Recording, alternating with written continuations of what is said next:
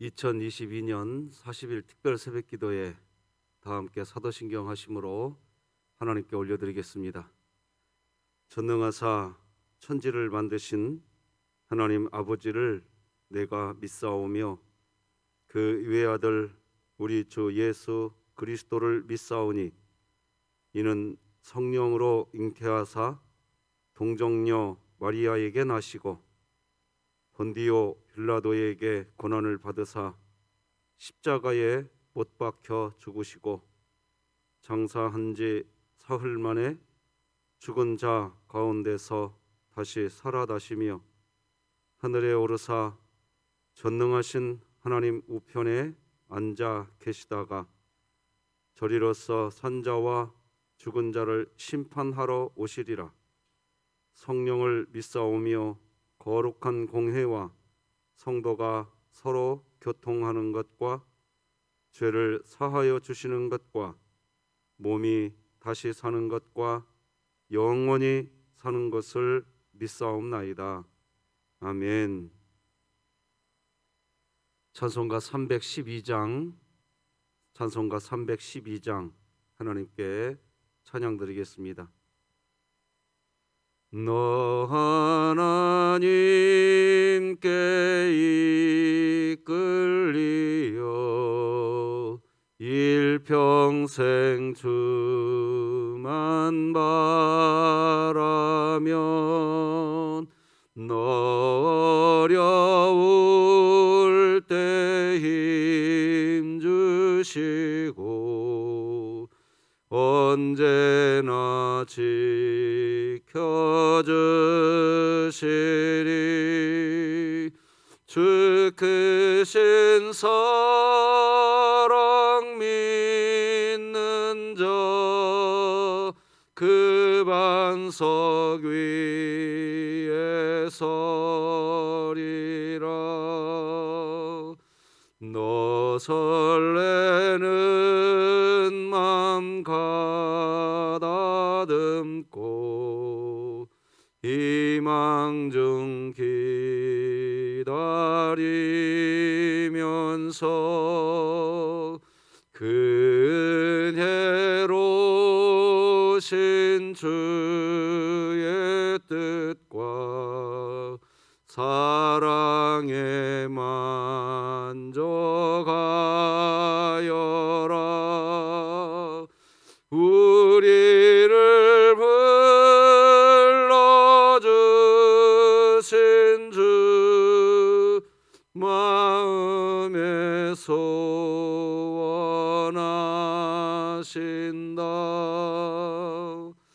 주 찬양하고 기도하며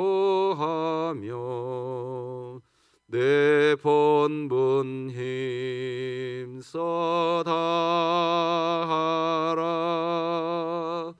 주 약속하신 모든 은혜 내게서 이루어지리라.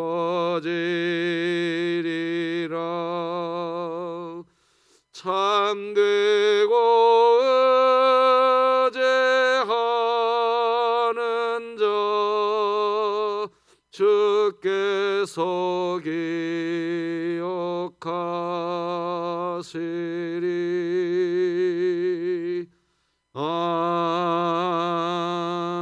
아멘. 오늘 함께 나눌 하나님의 말씀은 신약성경 마태복음 11장 28절에서 30절까지 말씀 되겠습니다. 마태복음 11장 28절에서 30절입니다. 하나님의 말씀입니다. 수고하고 무거운 짐진 자들아 다 내게로 오라. 내가 너희를 쉬게 하리라. 나는 마음이 온유하고 겸손하니 나의 멍에를 메고 내게 배우라. 그리하면 너희 마음이 쉼을 얻으리니 이는 내 멍에는 쉽고 내 짐은 가벼움이라 하시니라. 아멘. 자, 우리 진흥교회의 2022년 선포입니다. 같이 합니다. 시작. 하나님, 제가 예배자입니다. 공동체여 다시 일어나라. 아멘. 자, 오늘은 쉼과 안식은 배워야 누릴 수 있다. 5번째 마지막 제목의 말씀 나누겠습니다. 자, 이제 이번 40일 특별 새벽 기도에 어떻게 안식을 누릴 것인가 라고 하는 이 3번째 주제 마지막 날입니다. 이번 주간 계속해서 살펴본 오늘 본문을 보면 우리 주님은 수고하고 무거운 짐진 자들아 다 내게로 오라 내가 너희를 쉬게 하리라 이렇게 말씀하시면서 쉬게 하셨다고 하셨으니까 그냥 쉬면 되게 쉴 수 있게 해주시면 좋은데 쉬게 해주시겠다고 하시면서 조건이 있다는 거죠. 내게 배워야 된다는 겁니다. 그게 29절이라고 이번 주 내에 우리가 말씀 나눴습니다. 나는 마음이 온유하고 겸손하니 나의 멍에를 메고 내게 배우라. 그리하면 너희 마음이 쉼을 얻으리니. 그러니까 쉬는 것은 배워야 한다고 하십니다. 그것도 나의 멍에를 메고 내게 배우라 이렇게 이야기하십니다. 우리는 복음을 메어야 됩니다. 복음을 우리 모두의 어깨에 메고 그리고 예수님께 나아가서 배우셔야 그래야 안식을 누릴 수 있는 겁니다. 쉼을 누리는 거죠. 29절 30절 우리 다 같이 한번 읽어볼까요? 시작. 나는 마음이 온유하고 겸손하니 나의 멍에를 메고 내게 배우라. 그리하면 너희 마음이 쉼을 얻으리니 이는 내 멍에는 쉽고 내 짐은 가벼움이라 하시니라. 일주일 내에 말씀을 드렸지만 멍에를 맨다고 할 때 이 멍에는요 소가 밭을 갈 때에 소 등에 올리는 걸 이야기합니다. 그 멍에 그걸 매야 된대요. 그리고 예수님께 배워야 된다는 거죠. 그러니까 참된 쉼은 어떤 편안함이 아닙니다. 육체적인 편안한 것, 그것이 기독교 안식이라고 생각하시면 안 됩니다. 안식은 멍에를 메고 배워야 하는 겁니다. 그래서 오늘은 5번째, 쉼과 안식은 배워야 누릴 수 있는 것이라고 하시는데 5번째 우리가 무엇을 배워야 할까요? 마지막 5번째는 이 시대 문화를 분별하는 안목을 배워야 그래야 안식을 누릴 수 있는 겁니다. 로마서 12장 2절은 우리에게 이렇게 기록합니다. 너희는 이 세대를 본받지 말고 오직 마음을 새롭게 함으로 변화를 받아 하나님의 선하시고 기뻐하시고 온전하신 뜻이 무엇인지 분별하도록 하라. 이렇게 기록합니다. 여러분, 하나님의 선하시고 기뻐하시고 온전하신 뜻이 뭡니까? 하나님 사랑, 사람 사랑입니다. 이게 분별이 되어야 됩니다. 오늘날 우리가 사는 오늘날의 문화 내러티브는 이 하나님 사랑, 사람 사랑이 무너져 있는 겁니다. 그래서 사람도 어떤 생산물을 많이 만들어낼 줄 아는 그런 사람이 되어야만 된다고 하는, 그래서 오늘날 인간은 도구화되어 있습니다. 도구. 택배 노동자분들이 과로사로 죽어가는 일들이 있었습니다. 여러분 지금 연합뉴스에서 나왔던 뉴스인데 택배 노동자 과로사 실태조사 결과 이런 뉴스가 근데 이런 뉴스만 나온 게 아니라 택배 노동자분들이 이 노동 환경을 좀 바꿔달라고 이렇게 외치고 있는 오늘날의 문화입니다. 그래서 업무 환경을 개선해야 한다 등등의 많은 이야기를 합니다. 여러분, 택배 노동자분들이 과로사 하는 이유가 뭘까요? 일단 택배 물량이 많기 때문이고, 그리고 우리나라 택배의 특징이 뭡니까?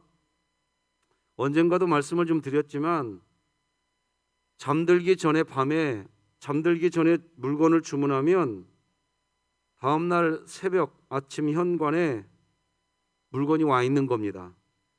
이런 거죠. 새벽 배송. 이게 우리나라 택배의 특징입니다. 참 편한 세상입니다. 잠들기 전에 주문하면 새벽에 배송해 주니까 아침에 눈 떠서 문 앞에서 찾으면 됩니다. 출근하기 전에 빨리 음식을 요리해서 먹고 그리고 출근할 수 있습니다. 참 편리합니다. 여러분, 그런데 아십니까? 이렇게 열심히 살아가는데, 그런데 오늘날의 사람이 무엇으로 취급을 받고 있냐 이겁니다. 많은 생산물을 생산해내야 되는 도구로 취급받고 있다는 겁니다. 다 피상성입니다. 어제 새벽 예배 시간에도 말씀을 나눴지만 피상적인 인생을 살고 있다는 겁니다. 가족들과 한 집에서 살고는 있지만 그 가족들의 마음을 좀 들어주고 이야기할 수 있는 시간이 없습니다. 아침에 가족들이 함께 밥 먹는 것, 가족들이 모이지도 못합니다. 조급하게 뭔가 아주 빨리빨리 뭔가를 위해서 계속해서 밀려가는 삶, 그런 사이에 가족들하고는 갈수록 피상적인 관계로 변해버립니다. 한 집안에 살지만 가족끼리도 피상적입니다. 뭔가에 몰려가는 삶을 살 뿐입니다. 그렇게 해서 뭔가 생산적인 결과물을 얻어내기는 하지만 인간답게 살지 못합니다. 뭔가 중요한 성과를 올린 것 같지만 나중에 보면 가족 간의 사랑은 산산조각이 나 있습니다. 그런데 그런 삶이 너무나 당연해진 오늘날 우리들의 모습, 그저 날마다 뭔가를 생산해내는 그 역할을 잘 감당해야만 살아남을 수 있는 오늘날의 문화. 그런데 신기하게도, 너무나도 신기한 것은 그런 식의 삶이 오히려 우리에게 편안한 삶이 되었다는 겁니다. 책도 주문하면, 저녁에 주문하면 다음날 아침에 도착하는 아주 빠른 시대, 또 아침에 주문하면 저녁에 도착하는 정말 신기한 세상을 살고 있습니다. 그런데요, 그렇게까지 책을 빨리 받아야 하나 하는 생각을 하게 될 때가 있습니다.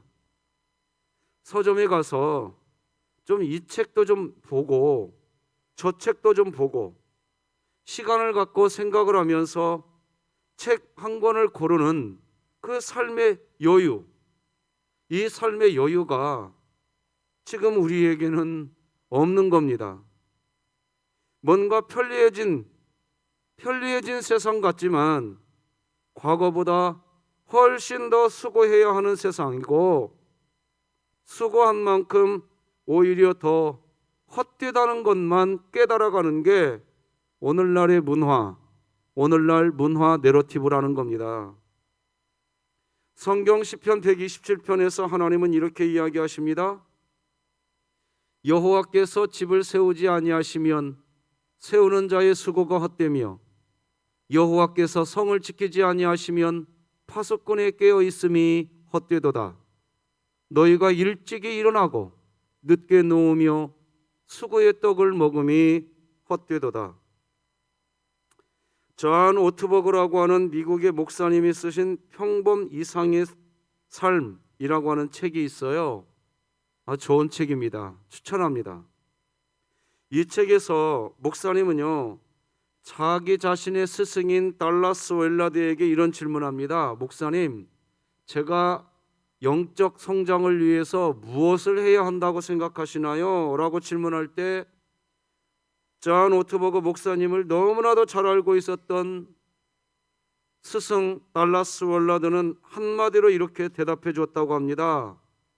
바쁨을 제거하라 라고 말입니다. 그래서 이런 대답이 너무나 평범한 대답인 듯 싶어서 스승님, 다른 말씀 더 해주실 말씀은 없나요? 라고 질문할 때 바쁨을 제거하는 것, 그것이 영성에서 가장 먼저 제거해야 할 일이다 라고 강조해 주었다고 합니다. 조급하게 뭔가를 열심히 그렇게 조급하게 생산해 내야 그래야 살 수 있다고 하는, 다른 회사보다 우리 회사가 더 빨리 뭔가 생산물을 만들어내야만 하는 오늘날의 시스템, 자본주의 사회에서 그렇게 살아가면서 사람들은 안식을 잃어버려 가고 있습니다. 안식이 없어요. 언젠가도 읽어드렸는데 아주 짧은 고은 선생님이 쓰신 아주 짧은 시 한 편 읽어드리겠습니다. 내려갈 때 보았네, 올라갈 때 못 본 그 꽃. 바쁘고 조급하게 뭔가를 생산해내는 삶을 살아야만, 그래야만 하는 지금, 우리들이 살고 있는 이 시대에 그리스도인들이 의지를 가지고 해야 할 일이 있습니다. 왜 올라갈 때에는 보지 못했을까요? 정상만 바라보면서 바쁘게 조급하였기 때문입니다. 내려가는 시간이 필요합니다. 아니, 내려가는 시간이 있어야 합니다. 그래야 내 주변에 꽃이 있다는 것을 알게 됩니다. 40일 특별 새벽기도회 같은 이런 기도회를 우리가 왜 할까요? 아무리 세상 일이 바빠도 좀 내려놓고 조용히 하나님 앞에 엎드리는 시간이 있어야 된다는 얘기입니다. 그렇지 않으면 내 주변에 꽃이 있어도, 아무리 아름다운 꽃이 있어도 보지 못하고 느끼지 못하고 그저 바쁘게 조급하게, 그것이 성실하게 사는 삶으로 그저 그렇게 살아가는 삶이 당연한 삶인 것처럼 포장되어 있는 그런 세상 속에서 우리는 내 주변에 있는 꽃 한 폭이 제대로 볼 겨를도 없이 내 주변에 있는 꽃을 보지 못하고 느끼지 못하고 살아갑니다. 그리고 나중에 이렇게 얘기합니다. 내 삶은 꽃이 하나도 없었다고. 안식이 없었기 때문에 내 주변에 분명히 아름다운 꽃들이 있었는데도 불구하고 내 주변에는 꽃이 없었다고만 이야기합니다. 오스왈드 챔버스의 주님은 나의 최고봉이라고 하는 책이 있습니다. 그는 이 책에서 사람들이 안식을 잃어버릴 때, 그때 더 조급해지고 분노와 짜증을 내게 된다고 진단합니다. 뭘 해도 쉽게 분노하게 되어버리고, 너무나 쉽게 조금만 이해하면 이해가 되는데 너무나 쉽게 짜증을 내버립니다. 이해하지 못하는 삶을 살게 된다고 지적합니다. 왜 그럴까요? 마음이 안식이 없기 때문입니다. 이유는 안식이 없기 때문입니다. 툭 하면 금방 쉽게 터져버린다는 겁니다. 빵빵하게 부풀어 오른 풍선같이 말입니다. 그런데 그 사람이 나를 찔렀기 때문이 아닙니다.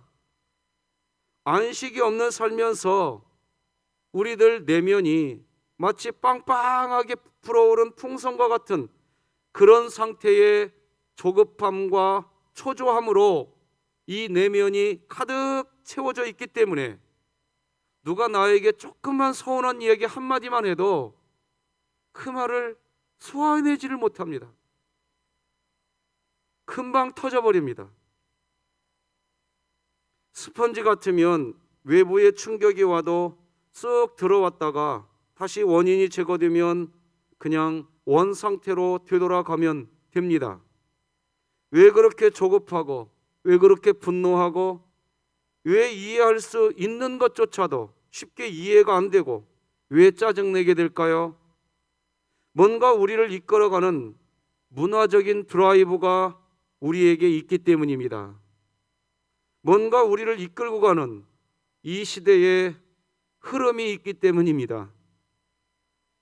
내가 뭔가를 생산해내야만 하는 그런 삶을 살아야만 한다고 하는 오늘날의 문화 내러티브가 있기 때문입니다. 무엇인가가 나를 이끌어갑니다. 더 많은 성취, 더 많은 생산, 그것을 위해서 몰려가는 세상, 그리고 그 세상에 발을 딛고 우리 그리스도인들조차도 세상의 그 흐름 속에서 그냥 휩쓸려 갑니다. 마치 쓰나미에 쓸려가듯이 말입니다. 오스왈드 챔버스의 주님은 나의 최고봉이라는 책에서 이런 내용이 있습니다. 짜증을 내며 신경질을 내는 것은 언제나 죄와 연결이 됩니다.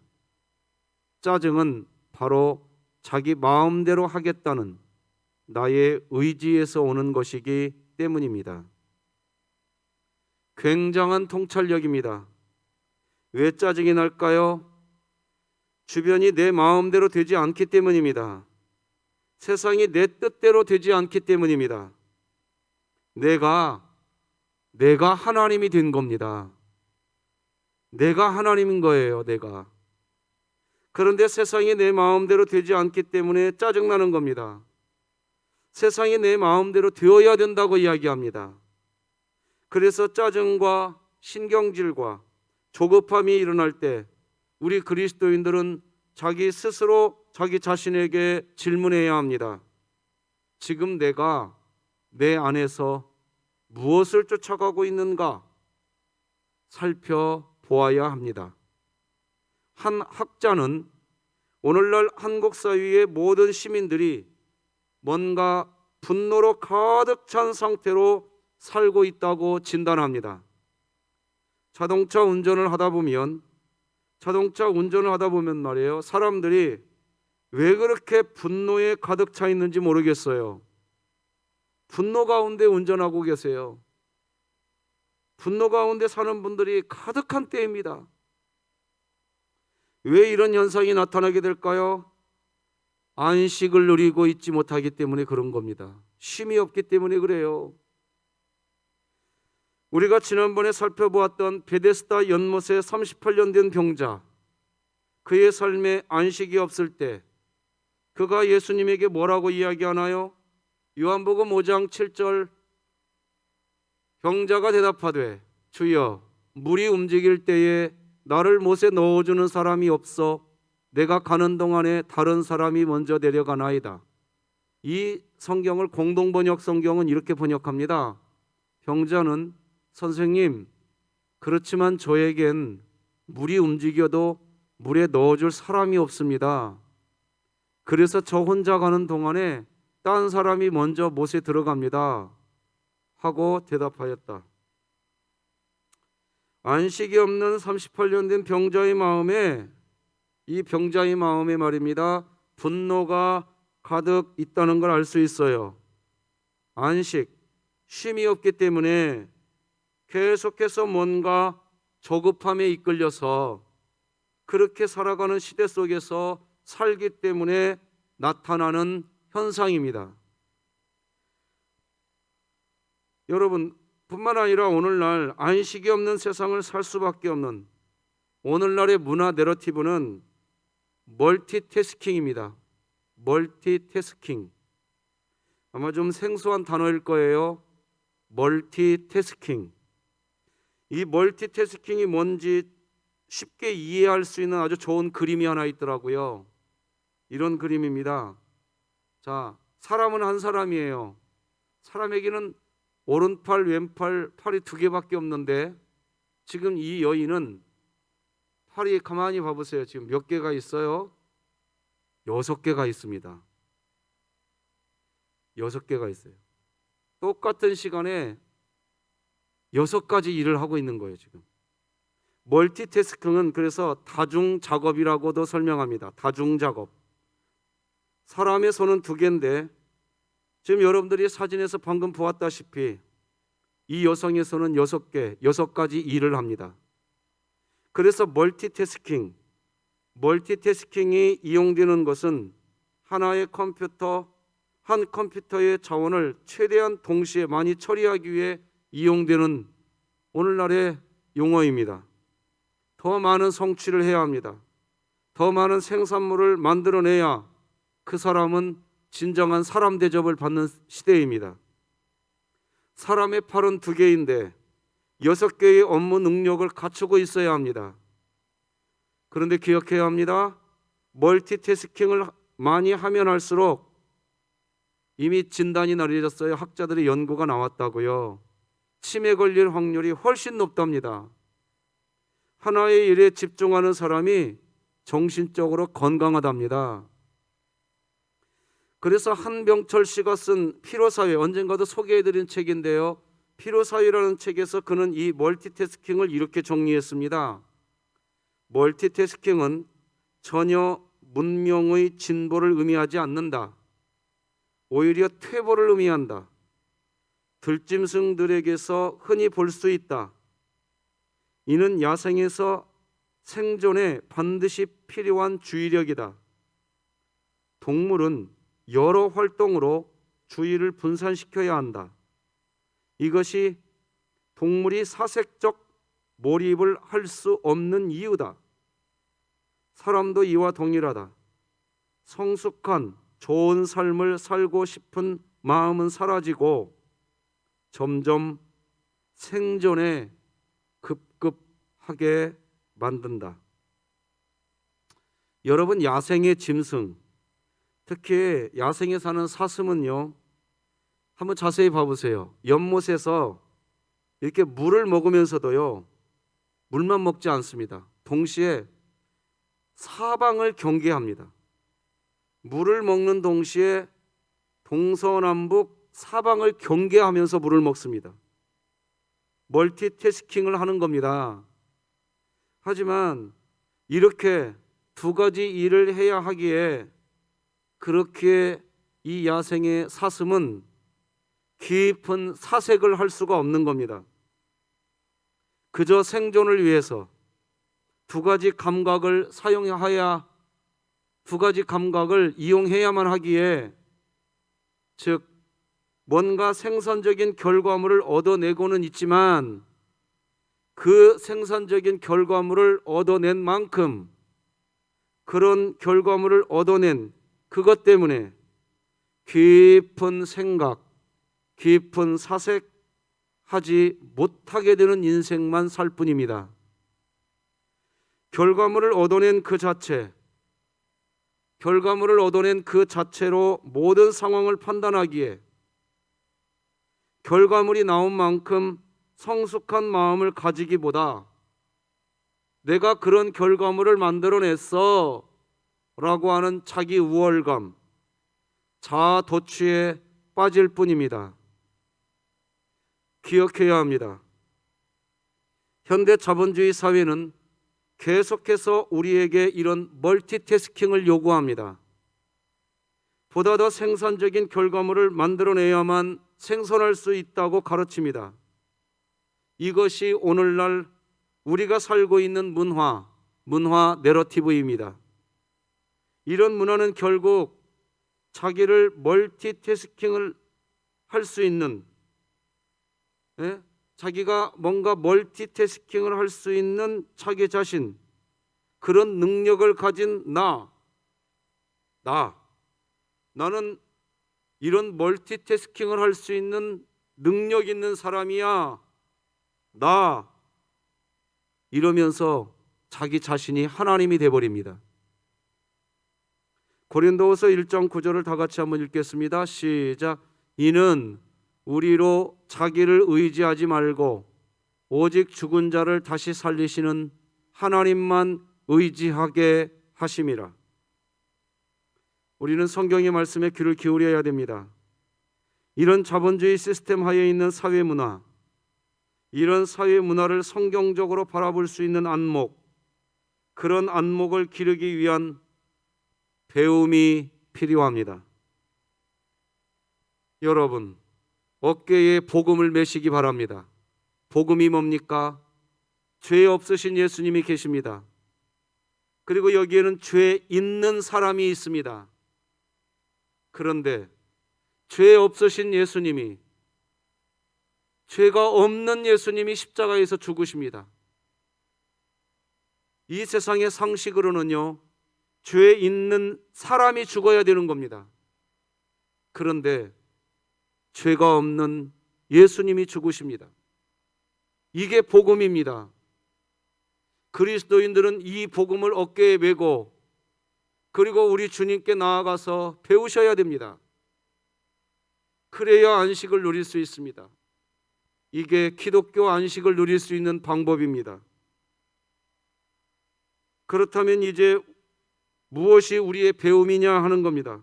다시 말하지만 예수님 앞으로 나와서 우리가 뭘 배워야 세상의 문화를 읽어낼 수 있는 넓은 안목을 가지게 될까요? 그것은 예배입니다. 우리 몸을 하나님이 기뻐하시는 거룩한 산 제물로 드리는 예배자가 되는 것, 그것이 이 세대의 문화 내러티브를 읽어내고 분석할 수 있는 안목을 기르는 방법이고, 이 시대의 문화를 본받지 않는 방법입니다. 그래서 사도 바울은 로마서 12장 1절 2절에서 우리에게 이렇게 기록합니다. 같이 읽겠습니다. 시작. 그러므로 형제들아, 내가 하나님의 모든 자비하심으로 너희를 권하노니 너희 몸을 하나님이 기뻐하시는 거룩한 산 제물로 드리라. 이는 너희가 드릴 영적 예배니라. 너희는 이 세대를 본받지 말고 오직 마음을 새롭게 함으로 변화를 받아 하나님의 선하시고 기뻐하시고 온전하신 뜻이 무엇인지 분별하도록 하라. 아멘. 말씀 맺겠습니다. 우리는 일주일 동안 어떻게 안식을 누릴 것인가 라는 주제로 말씀 나눴습니다.